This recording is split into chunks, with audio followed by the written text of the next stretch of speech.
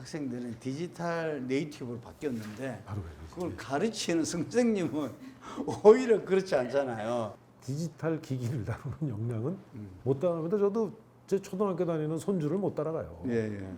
안 된다고 도저히. 네. 그 애들은 보면 아는데 우리는 설명서 봐도 모르는데 네. 그 애들은 설명서 안 봐도 아는데 네. 이게 이제 네이프 아니죠. 그런 좀 시대라 디지털 시대에 맞는 교육은 그래서 디지털 기기를 이용하는 기술은 상당히 지금 이미 애들이 돼 있단 말이에요. 예. 그걸 교육에 어떻게 연결시킬 거냐. 예. 이게 지금 안 돼 있지. 그런데 어차피 시대가 디지털 시대니까 디지털 교육을 디지털 시대에 맞는 교육을 실시할 준비는 해야 됩니다. 그래서 제가 AI 튜터나 이 하이테크 교육 기자재나 이런 부분들에 대한 거는 이제 이 전면적으로 도입을 해서 교육에 도입해야 된다. 이제 문제는 교육에 그게 접합될 수 있는 콘텐츠라고요. 근데 콘텐츠가 다행스럽게 그래서 많은 그 기업들이 관심을 가져하고 학교에서 선생님들끼리도 지금 플랫폼이 열리질 않아서 그렇지 그거에 대한 선생님들의 필요성도 굉장히 의식이 이미 꽉 차 있어요. 예? 일종의 기회가 좀 없어지지 열어서 그 부분이 이제 터져 나오게 할 필요가 있어요. 그래서 제가 이제 이 열린 플랫폼을 만들어야 되겠다. 이노베이션 플랫폼을 만들어야 되겠다. 경기도가. 저는 그래서 이 기초 역량은 각자 개성에 따라서 지금 굉장히 다르고 자기가 좋아하는 분야의 역량을 만약에 더 개발해 나간다 그러면 다 전문가 될 수 있는 천재성이 있다고 봐요. 근데 문제는 기본은 아니거든요. 기본은 아니에요. 기본은 선생님들이 놔주셔야 돼요. 코칭을 해주고. 학생들한테 디지털 사회에서의 자유는 어디 거지냐. 응? 다른 사람에게 막 그냥 디지털 세계라고 그래가지고 막 할 수 있는 나는 권한이 없다 이거. 거기서도 지켜야 될 의무가 있고 예절이고 책임이지. 오히려 그런 부분. 그래서 그걸 제가 DQ라고 설명하죠. DQ에 대한 거를 우리는 굉장히 강조해야 된다. 금방 DQ를 말씀하셨는데 예. 보면은 제가 깜짝 놀랐던 게 이 그냥 우리 이렇게 이 오프라인에서 만났을 때는 참 차분하고 착하게 보인 친구가 게임으로 들어가면은 아주 무지무지한 친구가 그렇게 하더라고요. 그렇죠. 그러니까 이 디지털로 들어가면은 굉장히 폭압적이 되고 폭력적이 되고 막 그 우리 댓글 같은 경우에 있어가지고 나중에 찾아보면 초등학생이더라 이런 걸 많이 봤잖아요. 심각한 것 같아요. 그래서 그 지금 학자들 중에는 이런 사람이 있어요. 초등학교 그 3학년, 4학년 돼서 왜 기본이 되기 전에는 기기는 공급하지 말자 하는 사람들도 있어요. 기기는 적어도 그 이후에. 근데 그게 어려운 게 이미 가정에서는 어려서부터 애들 해야 된다 그러지 가르친단 말이에요. 부모들 가지고 있는 거죠. 애들이 하고. 어차피 이거는 도구의 접근성을 막는 것보다는 다 쓰는 걸 전제로 그냥 기본을 오히려 갖추도록 교육을 어떻게 시킬 건가. 이 대목이 우리가 고민을 해야 된다. 그래서 이제 우리가 DQ, 디지털 시민 역량 이걸 강조하는 거고 제가 기본 교육을 강조하는 이유가 이제 거기 있어요. 쉽지 않은 것 같아요. 쉽지 않죠. 쉽지 않아요. 이게 온 사회가 같이 하지 않으면 쉽지 않아요. 그래서 저는 예를 들어서 이런 거죠. DQ를 하면서 적어도 교육 콘텐츠나 이런 거나 아니면 접근성이 뭐 네이버라든가 우리 카카오라든가 이 플랫폼 기업들 있잖아요. 포털들. 뭐 구글이라든가 이런 데가 예를 들어서 이런 나쁜 콘텐츠는 특색이 나오잖아요. 이런 걸 많이 들어가면 사실은 지금은 그런 거 권고할 거예요. 그죠? 하지만 그런 거에 대한 자정 결의를 인류의 진짜 공동의 행복을 위해서 이건 전파 안에 있는 것도 다 개방되고 공공재다. 이건 공동재고 공동재라 언제든지 이거는 다른 사람에 영향을 줄 수 있는 거니까 우리가 이런 부분에 대해서는 굉장히 좀 자제하고 뭔가 질서 있게 하자. 무분별하게 막 접근하는 거는 좀 우리가 막자 하는 거를 저는 좀 했으면 좋겠어요. 이제 그런 거가 우리 저 DQ를 지도하는 박유현 박사라고 있어요. 얼마 전에 그 EBS 보니까 정관용 씨하고 그 인터뷰하는 게 나오는데 저희 그 인수위원회 했었죠. 그 박유현 박사는 그 DQ를 세계적인 운동으로 벌려나가야 된다 하고 있는 사람이에요. 폭력과 학교 폭력에 예를 들어서 이제 그 관련되는 거를 조사를 하다 보면 어디에서 그런 힌트를 얻었는가, 어디에서부터 이게 시작이 되는가 네. 보면 많은 게 디지털 공간이라는 거예요. 그렇기 때문에 디지털 공간에서의 이 활동이, 이 캠페인이 굉장히 중요한 거예요. 그러니까. 교육이 중요한 거고. 예. 근데 우리는 이건 완전히 거의 완전 무방비 상태거든요. 어쨌든 간에 그 학교 학생이 있지만 또 교육 주체로서 선생님들이 있잖아요. 선생님이 계시죠. 예. 그러니까 선생님들은 어쨌든 자기가 그래서 그런 게 아니라 시대 성혹으로 보니까 디지털 네이티브한테는 디지털은 떨어지고 또 이 시대의 흐름에 상당히 좀 이렇게 앞서가지 못하는 부분들이 많지 않습니까? 그럴 때 그러니까, 선생님들의 어떤 자질과 역량 강화 이 부분도 아마 교육감님이 주요하게 굉장히 중요하죠. 예. 저는 제가 공직에 있을 때도 그런 걸 느꼈는데 이 교육계에 와 보니까 굉장히 그게 더 심해요. 특히 대학은 그래도 뭐 안식년 제도도 있고 대학은 이 비교적 좀 그런 거에 대해서는 네. 좀 교육을 그래도 계속 해야 되는 뭐 학회 활동도 해서 그런지 그런 것 같아요. 근데 거의 이 초중고등학교 우리 교육청소관의 교육가족들의 경우에는 그런 기회를 사실은 교육청이 아주 계획적으로 만들기 전에는 그 기회를 접하기가 어렵습니다. 네. 저는 그러면서 대한민국 교육을 무슨 뭐 업그레이드 시키는데 이렇게 주장하는 거는 굉장히 무책임한 거로 봐요. 그래서 네. 제가 어떻게 하면은 우리 선생님들도 네. 그런 교육에서 좀 계속 이렇게 재충전도 하고 교육에서 새로운 흐름을 계속 밟도록 이렇게 할 건가 하는 게 좀 제가 굉장히 그 부분은 관심 갖고 좀 중요하게 생각합니다. 그리고 사실은 디지털 시대는 학부모도 같이 해야 돼요. 그래서 제가 이제 늘 주장하는 게 이 교육은 우리 교육당국 및 학교에서만 100% 다 할 수는 없다. 가정에서도 하고 또 사회에서도 같이 해야 된다. 사회에서도. 그 사회를 아까 얘기한 건 아까 말씀드린 그런 거 관련되는 기업들도 좀 예를 들면 자제를 해야 되고 질서를 지켜야 되고 가정에서도 학생들이 보면 무조건 또 다 그냥 무조건 못하게 하고 중독됐다고 그러지 말고 학생들은 원래 그런 세계에서 이제 살아갈 사람들인데 거기 학생들인데 유해한 요소가 뭔지에서 판단할 수 있는 분별력만 가정에서 있으면 사실은 그 훨씬 더 나아지겠죠. 학생들하고 소통이.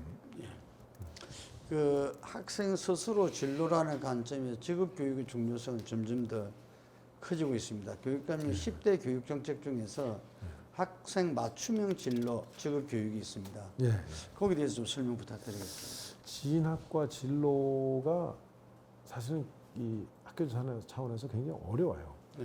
노력은 물론 다 하고 있는데 그게 왜 그러냐면 대학도 마찬가지인데 기업이나 이 사회에서 요구하는 수준을 학교 교육이 거의 못 따라갑니다.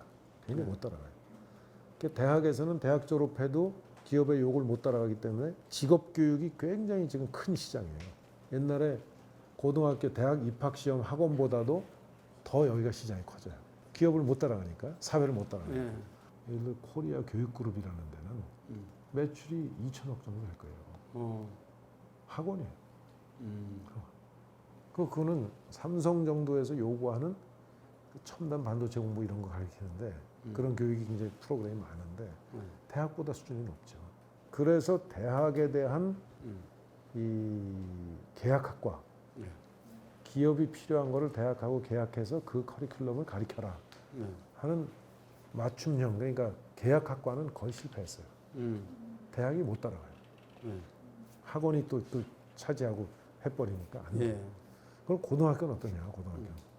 고등학교에서 중학교 가서 만약 그 떨어지는 걸 계속 유지하면 그건 취업이 안 되겠죠. 해도 예.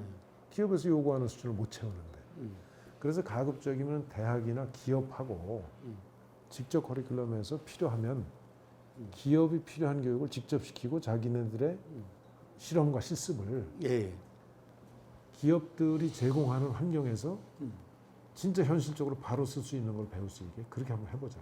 산업 연계형 학교를. 그래서 산업연계형 혹은 계약형 네. 이런 학교를 한번 만들어 보려고. 왜? 경기도에는 각종 첨단 산업들이 다 경기도에 있단 말이에요. 그렇죠. 수원이나 용인 같으면 반도체가 있고 예. 화성이나 뭐 이런 데 가면은 자동차가 있고 예. 그죠? 또 전자도 있고 네. 또 판교에 가면 뭐 IT, BT들이 있단 말이에요. 뭐 화성에도 BT가 있고 그런 데는 예를 들어서 그런 데 대한 직업학교나 이런 그 특성화 고등학교가 있으면 아예 계약을 맺어서 커리큘럼을 같이 짜는 거죠. 그 회사. 그러면 필요한 기초교육은 제 생각에는 지난번에 3.1 고등학교 사례에서는 대학이 와서 애들 기초교육을 시켜라. 선생님들이 다 하지 못하는 부분이 있으니까. 선생님이 아주 기초를 하고 전문성은 대학에 와서 하고 그 위에 실용과 이제 실무에 관련되는 거는 기업이 하고. 그래서 그런 학교들을 이제 하나하나 만들려고 그러는데 우선 반도체부터 좀 하고 제가 볼 땐 크게 바이오, 반도체, 자동차, 또 전자, 그다음에 여기 보면은 뭐 저 소프트웨어 및 여러 가지 뭐 게임이나 이런 게 판교에 그런 게 많죠. IT와 관련된 거. 그러니까 그 수요가 있으니까. 수요가 있습니다. 예. 그 경기도는 그 지리적 요건을 최대한 활용하도록 해야 된다. 근데 이제 일부에서 예. 기업과 산업의 요구에 맞춰서 학교 교육이 편제돼서는 안 된다 이런 비판이 있어요. 그거는 어떻게 보시면 좀 무책임하다 보십니까? 어떻게 보십니까? 그런 이야기. 비판이 있을 수 있죠. 근데 네. 그거는 네. 이 기초 역량만 중심으로 하면 그런데 기본은 그래도 학교에서 해야 돼요. 기본. 경기도가 학생 수가 거의 28% 28% 넘죠. 지금 넘습니까? 넘습니다. 그게 대한민국 교육의 중심이더라고요. 이게 그래서 중심이죠. 예. 교육감 역할이 상당히 좀 중요하시고 지금 철학이라든지 이런 우리가 기본 거기에 대해서 이야기를 쭉 들었는데 경기도를 좀 중심으로 해서 예. 이렇게 좀 우리나라 교육을 어떻게 좀 변화시켜 보고 또 역할을 하겠다. 예. 이 말씀을 마지막으로 좀 해주시면 예. 고맙겠습니다. 지금 말씀대로 경기도는 우선 굉장히 다양한 교육적 수요가 있고 예. 전국에 뭐 사례가 경기도에 없는 사례가 없을 정도로 다 수요가 있고 그다음에 아까 말씀대로 좋은 그런 지역적 여건이 또 있어요. 예. 기업들도 있고 대학도 있고 네. 가까운데 예. 또 뭐 이 지자체들도 재정도 풍부한 지자체도 많고 이래서 경기도 교육은 왜 과거에 보면 온 마을이 다 그 동네 애들 교육시키는데 예. 동원된다 이러잖아요. 예. 전 좀 그렇게 만들어 보고 싶어요. 오. 예. 그렇게. 그래서 가급적 제가 교육장님들 새로 이제 부임하시는 분들한테도 지역 사회하고 같이 할 수 있는 여러 가지 그거에 대해서 이 틀어막지 말고 그 개방된 자세로 해서 지역 사회 함께 가고 필요하면 교육청에서도 그 지역에 해당 기업이나 이런 데하고 해서 그러니까 일지자체 일교육청도 그래서 그렇죠. 그래서 얘기하는 거예요. 이 대학 입시에 있어서 금방 말씀하신 예. 아주 근본적인 변화잖아요. 예. 그게 그게 아마 쉽지는 않으리라고 봅니다. 예. 대학들의 그 어떤 또 입장 때문에 대학들의. 근데 그렇게 저는 교육부도 그렇고 가야 된다고 봐요. 그러니까 저희 이제 교육감들은 굉장히 강력하게 요구하려고 해요. 그렇지 않은 국가 교육 과정이라는 거를 짜는 게 거의 의미가 없을 정도로 제가 볼 때는 우리 문제가 있어요. 교육감님은 그 국정 전반을 갖다가 예. 한 그런 경험도 있잖아요. 근데 교육부에 대해서는 지금 국가 예. 그 교육교육위원회가 이제 만들어지잖아. 교육부가 없어져야 된다. 국가교육위원회. 교육위원회 폐지로 또 있었잖아요. 예. 그 정도로 교육부 관료의 어떤 이 기득권화 이게 대해서 문제 제기가 많았지 않습니까? 그러니까 좀 와보면 그 교육부만 그런 게 아니라 네, 다 현장 학교에서는 우리 교육청을 또 원망한다. 아, 지방의 교육지원청이라고 있어요. 교육장들이 있는데 거기서도 교육청을 그러니까 부담스럽게 생각하는 경우가 많아요. 제가 이렇게 보면 현장으로 갈수록 이 그러니까 직속 상위 기관들이 다 부담스러워요. 이거 마찬가지 교육부도 그런 차원일 거예요. 근데 가장 전문가가 많고 이해 당사자가 제일 많기 때문에 더 그런 얘기를 듣죠. 그래서 저도 우리 교육청의 이 기본 기능을 우리 지시하고 통제하는 게 아니고 관리하는 게 아니고 뭔가 현장에서 자율적으로 좋은 프로그램을 만들어서 시행하는 거를 해 나가면 권장하고 그거 서비스 해주고 잘 될 수 있도록 그런 역할을 하자. 예.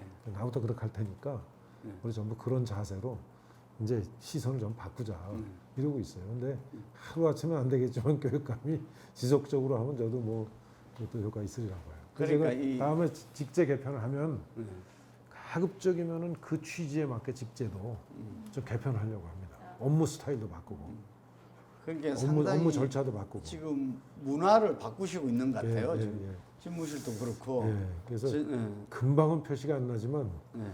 저한테 한 1년만 좀 시간을 주세요. 그러면 예. 많은 부분이 달라질 걸로 좀 확신합니다. 현장에도 자주 나가십니까? 예, 예, 예. 그 교장 선생님들하고 협의도 잘 많이 하시겠네요. 교육 잘하게 된 것 같습니다. 그리고 토론을 계속 했는데 더 좀 가져야 돼요. 더 교장 선생님들하고. 예.